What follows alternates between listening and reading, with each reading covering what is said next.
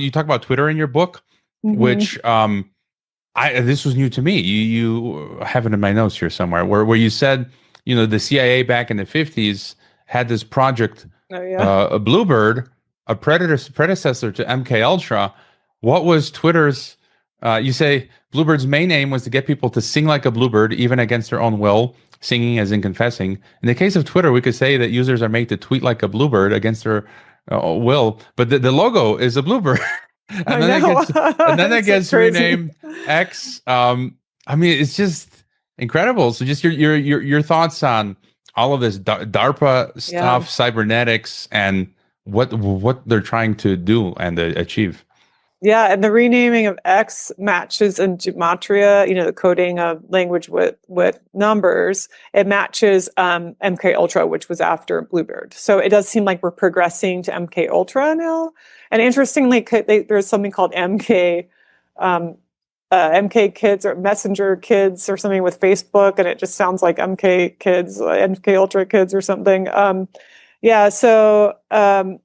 Cybernetics, right. So theirs was like 50s, mainly when they were having their meetings at the Macy's building in New York, and they had a series of meetings, and it was like all these, it's like military people, CIA, and brain doctors are called, coming together and talking about how we can better control humans. I mean, they're just like openly, there was a book like how to control the, the human animal and something, and like the human machine and controlling them, and all this, popular books at the time. So, they want to cure violence in society, and they see that as a brain disease, and you could just put electrodes in the brain and control the brain.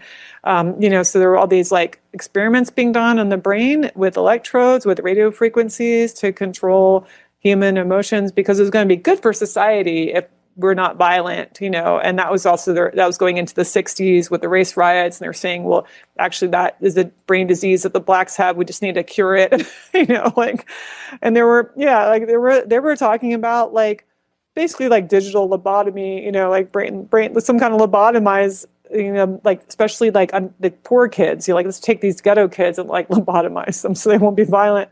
But they call themselves, they see themselves as like superior. And, it's this idea of steering. So cyber comes from Greek for to steer. Cyberspace. That's a guided space. It's a controlled space. So we're in cyberspace. So I ask, like, who's driving us? Who's doing the steering when you're in cyberspace? Is it you? Like, probably not. You might have the illusion that you are. But like, this is highly sophisticated.